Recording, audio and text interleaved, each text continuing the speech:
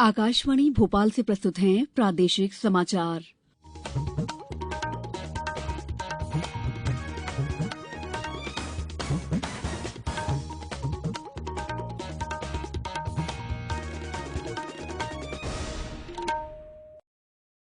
नमस्कार, समाचारों के साथ मैं दीपा सिंह। पहले 1 अप्रैल कोविड मरीजों की संख्या फिर से बढ़ रही है, इसलिए सभी श्रोताओं से अपील है कि कोई भी कोताही न बरतें, सभी सुरक्षा उपायों का पालन करें और 18 साल से ऊपर के सभी लोग बेहिचक टीका लगवाएं, सुरक्षित रहें और इन आसान उपायों का पालन करें।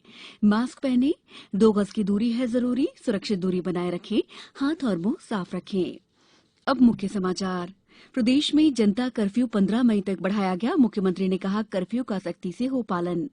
प्रदेश में कोरोना मरीजों के इलाज के लिए नई योजना लागू होगी। गरीबों को निजी अस्पतालों में मिलेगा निःशुल्क इलाज। और मुख्यमंत्री आज किसान कल्याण योजना के तहत किसानों को 1500 करोड़ रुपए वितरित करेंगे। अब समाचार विस्तार से। प्रदेश में जनता कर्फ्यू 15 मई तक बढ़ा दिया गया है। मुख्यमंत्री शिवराज सिंह चौहान ने आज कहा कि कोरोना के संक्रमण की श्रृंखला को तोड़ने के लिए राज्य में कर्फ्यू का सख्त पालन किया जाएगा।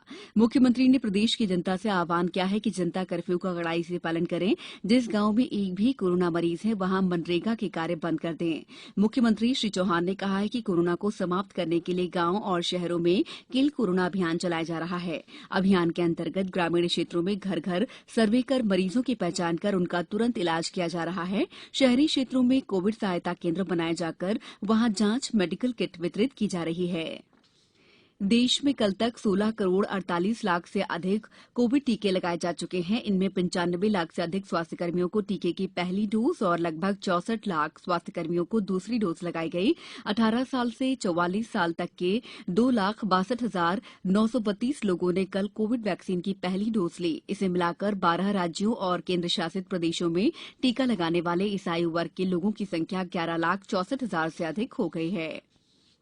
रेलवे ने अब तक देश के विभिन्न राज्यों में 161 टैंकरों की सहायता से 2,511 मीट्रिक टन ऑक्सीजन की आपूर्ति की है। अब तक 40 ऑक्सीजन एक्सप्रेस अपने गंतव्य तक पहुंच चुके हैं।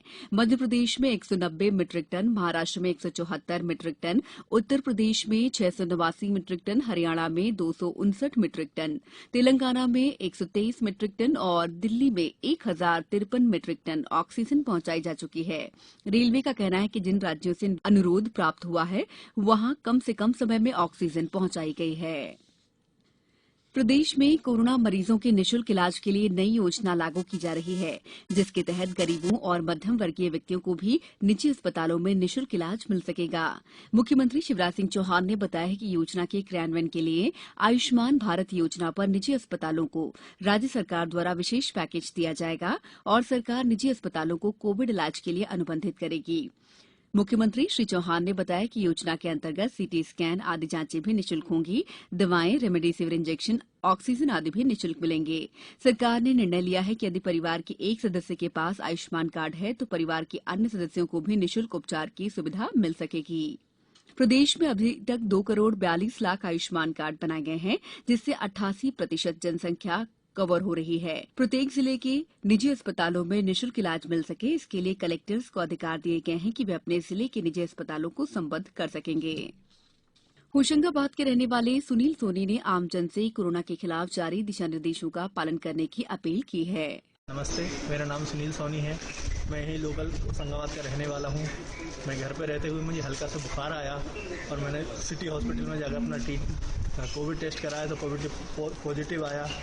जिस समय हॉस्पिटल में एडमिट हो गया, वहाँ मुझे ट्रीटमेंट दिया गया 4-5 दिन और वहाँ से आराम होने के बाद मुझे यहाँ कोविड सेंटर BTI भेज दिया गया। यहाँ आया, मैं 7 दिन रहा, मुझे पूरी तरीके से आराम लग गया। यहाँ का स्टाफ, यहाँ के डॉक्टर सब बहुत केयर करते हैं, बहुत फिक्र करते हैं और मैं पूरी तरीके से स्वस्थ होकर अपने घर जा रहा हूँ। आप सब लोगों से प्रार्थना है कि ज़रूरी हो तभी घर से बाहर निकलें, मास्क लगाकर चलें और दूरी बनाए रखें, बगैर जरूरत के घर से बाहर ना निकलें।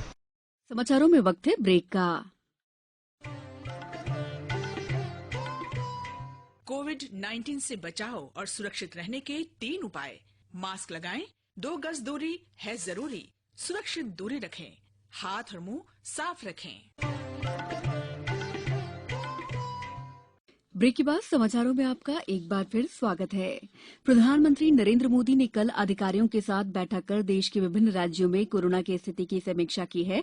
उन्होंने विभिन्न राज्यों में ऑक्सीजन, दवाओं और अन्य स्वास्थ्य सुविधाओं की उपलब्धता की जानकारी ली और टीकाकरण को बढ़ावा देने के निर्देश दिए हैं। प्रधानमंत्री ने तेलंगाना, आंध्र प्रदेश, ओडिशा और झारखंड के मुख्यमंत्रियों से उनके राज्य में कोविड स्थिति के बारे में बातचीत की।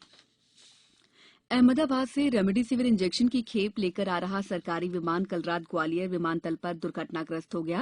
विमानतल के प्रभारी संचालक नितिन कुमार ने बताया कि ये विमान इंदौर होते हुए ग्वालियर पहुंचा था, जो उतरते वक्त तकनीकी खराबी के कारण असंतुलित हो गया। इस हादसे में मुख्य पायलट सहित 2 सहायक पायलटों को चोटें आई हैं। उन्हें उपचार के लिए अस्पताल में भर्ती कराया गया है। इस विमान में 71 बॉक्स में रखे रेमडेसिविर इंजेक्शन सुरक्षित हैं। मुख्यमंत्री शिवराज सिंह चौहान आज मुख्यमंत्री किसान कल्याण योजना के अंतर्गत प्रदेश के 75 लाख किसानों के खातों में 1500 करोड़ रुपए अंतरित करेंगे। दोपहर 3 बजे आयोजित होने वाले इस वर्चुअल कार्यक्रम का संचार के विभिन्न माध्यमों से सीधा प्रसारण होगा।